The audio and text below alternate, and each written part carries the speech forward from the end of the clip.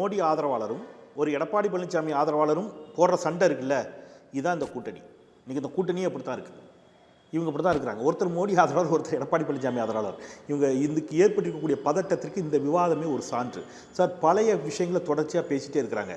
பழைய விஷயங்களை பேசினா எவ்வளோ வேணாலும் பேசலாம். ஜெயலலிதா அம்மாவையே எம்ஜிஆர் வந்து கட்சியை விட்டு நீக்கி வச்சார். அதை பற்றி இப்போ உட்காந்து பேசிட்டு இருப்போமா?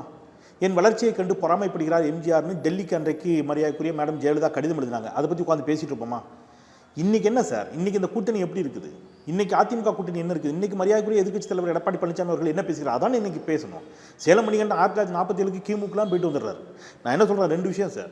எடப்பாடி பழனிசாமி நேற்று கேட்குறாரு ஒரு விஷயம். நான் வந்து வீடியோ ஒன்று பார்த்தேன். அது உண்மையாக இருக்கிற பட்சத்தில், நான் வார்த்தையை கவனமாக சொல்கிறேன், அது உண்மையாக இருக்கிற பட்சத்தில் அது உண்மையாக கண்டிக்கத்தக்கது.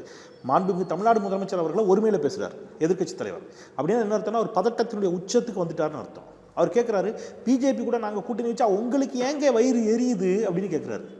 சார், வைக்க மாட்டோம், அந்த கட்சியால் விளங்காமல் போயிட்டோம், உருப்படாமல் போயிட்டோம். நீங்கள் தான் சார் 3 மாதத்துக்கு முன்னாடி வரைக்கும் சொன்னீங்க. எங்களுக்கு என்ன பிரச்சனை? இந்த பக்கம் இருக்கிற யாருக்கு என்ன பிரச்சனை? நீங்கள் தான் கழுவி ஊற்றுனீங்க 3 மாதத்துக்கு முன்னாடி. நான் 30 வருஷத்துக்கு முன்னாடி உள்ள கதையை பேசுகிறேன். 3-4 மாதத்துக்கு முன்னாடி வரைக்கும் நீங்கள் தான் கழுவி ஊற்றுனீங்க. அப்புறம் இந்த பெருமாள் பிச்சை அந்த சாமி படத்தில் கார் மாற்றி போகிற மாதிரி நீங்கள் தான் கார் மாற்றி போய் பார்த்தீங்க. அப்போ கூட கூட்டணி நீங்கள் சொல்லலை. இப்போ நீங்கள் கூட்டணி வச்சுட்டு நாங்கள் கூட்டணி வச்சா என்ன தப்பு? தப்பு தான், அதுதான் பிரச்சனையே. நீங்கள் இந்த கூட்டணி ஷானவாஸ் தோழர் சொன்னார், எழுச்சி தமிழர் தொல் திருமாவளவன் அதுதான் சொல்கிறார். ஈவன் தமிழ்நாடு முதலமைச்சர் சொல்கிறது வாதமும் அதுதான். என்ன சொல்கிறாங்கன்னா, அதிமுகவை கபலீகரம் செய்கிறது பாஜகன்னு சொல்லியிருந்த பொழுது இவர்களுக்கு கோபம் வருது சார். சார், நான் 3 விஷயத்தை சொல்கிறேன். நீங்கள் பாருங்கள், பிசிக திமுகவுடன் கூட்டணியில் இருந்தாலும் திமுகவுடைய போதாமைகளை நிர்வாக சிக்கல்களை சுட்டி காட்டுகிறது, ஃபைட் பண்ணுறாங்க. கம்யூனிஸ்ட் கட்சியை சுட்டி காட்டுகிறது, ஃபைட் பண்ணுகிறது. அதிமுகவின் நிலைப்பாடு சிஏஏவை ஆதரிப்பதுனா வெளிப்படையாக ஆதரிங்க. முற்றிலும் உங்களுக்கு எதிரான நிலைப்பாடாக இருக்கக்கூடிய சிஏஏவை நீங்கள் ஆதரித்ததுனால மட்டும்தான் அது நாடாளுமன்றத்தில் நிறைவேறியது. கேட்டதுக்கு நீங்கள் கூட்டணி தர்மம். நீங்கள் இது பாஜகவோடு கரைவது இல்லையா? ஒரு திராவிட கட்சி எப்படி சார் சிஏஏவை ஆதரிக்கும்? ஒரு திராவிட கட்சியாக உங்களை அடையாளப்படுத்தக்கூடிய நீங்கள் எப்படி காஷ்மீருக்கான சிறப்பு அந்தஸ்து நீக்கக்கூடிய தீர்மானத்துக்கு நீங்கள் எப்படி ஆதரவு தெரிவிப்பீங்க? ஒரு திராவிட கட்சியாக பெரியார் படத்தையும் அண்ணா படத்தையும் போட்டுக்கிட்டு நீங்கள் எப்படி முத்தலாக் தடை சட்டத்தை வந்து நீங்கள் வந்து ஆதரிப்பீங்க? அப்போ நீங்கள் முற்று முழுவதுமாக பாஜகவுடைய எல்லா மக்கள் விரோத போக்கையும், வேளாண் சட்ட திருத்த மசோதா ஆதரித்து அதிமுக வாக்களித்ததா இல்லையா?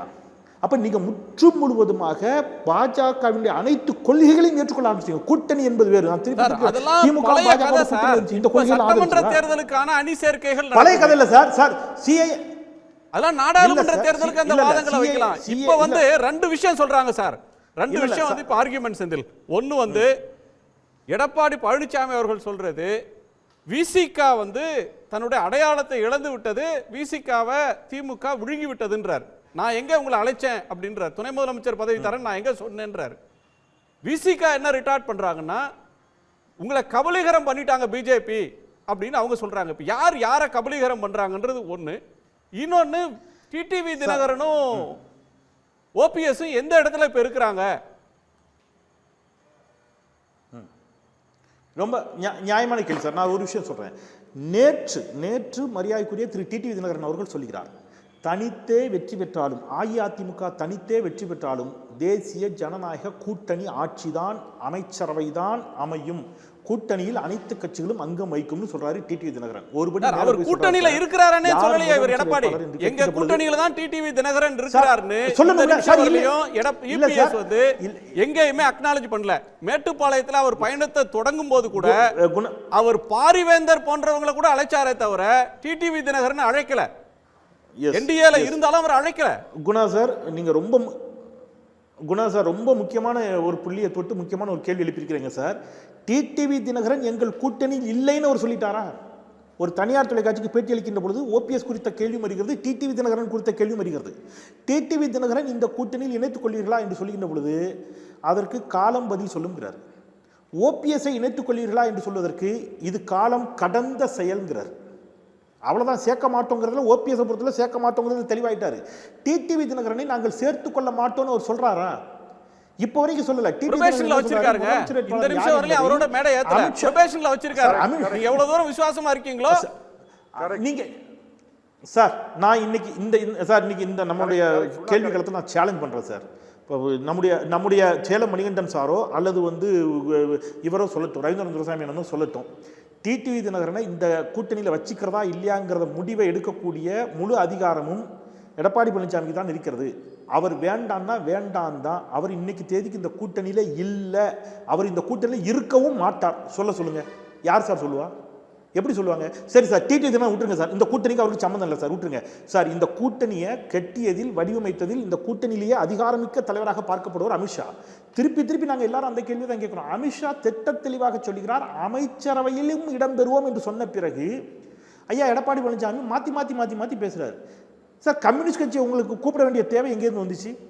பிஜேபி இருக்கிற கூட்டணியில் எப்படி கம்யூனிஸ்ட் கட்சி வரும்? நீங்கள் முந்தின நாள் என்ன சொன்னீங்க? கம்யூனிஸ்ட் கட்சி அழிஞ்சு போச்சு, சீரழிஞ்சு போச்சு, சின்னாமணமாக அடிச்சுக்கிறீங்க. அடுத்த நாளே கம்யூனிஸ்ட் கட்சியை கூட்டணிக்கு வைக்கிறீங்க.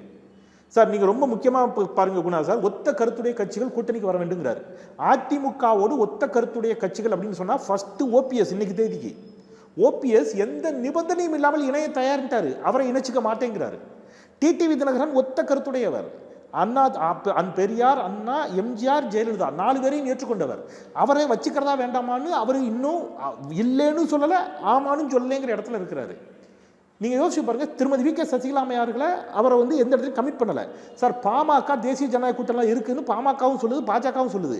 ஆனால் இவர் பாமகவை என்ன பண்ணுறாரு? கடுமையாக தாக்குறாரு. இன்னும் பந்தியே போடல, அதுக்குள்ளே இலை கிழிஞ்சிருச்சுன்னு சொல்கிறாங்கிறாரு. தேமுதிக தேசிய ஜனநாயக கூட்டணியில் இருந்த கட்சி, இருக்கின்ற கட்சி. தேசிய ஜனநாயக கூட்டணியில் இருக்கக்கூடிய இருந்த தேமுதிகவை பற்றி இவர் எந்த வார்த்தையும் சொல்லலை, அவங்கள கூட்டணிக்கும் அழைக்கல, கூட்டணியில் இருக்கிறதாகவும் சொல்லலை. ஆனால் சம்பந்தமே இல்லாமல் பாஜக கூட்டணிக்கு கம்யூனிஸ்ட் கட்சியை கூப்பிடுறாரு, பாஜக கூட்டணிக்கு நாம் தமிழரை கூப்பிடுறாரு, பாஜக கூட்டணிக்கு தாவேகாவை கூப்பிடுறாரு. இவர் என்ன மாதிரி அரசியல் செய்கிறார் சார்? யாராவது இப்படி ஒரு அரசியல் செஞ்சு பார்த்துருக்கீங்களா நீங்கள்? எப்படி உடனுக்குடன் செய்திகளை தெரிந்து கொள்ள சன் நியூஸ் பெல் ஐகானை கிளிக் பண்ணுங்க.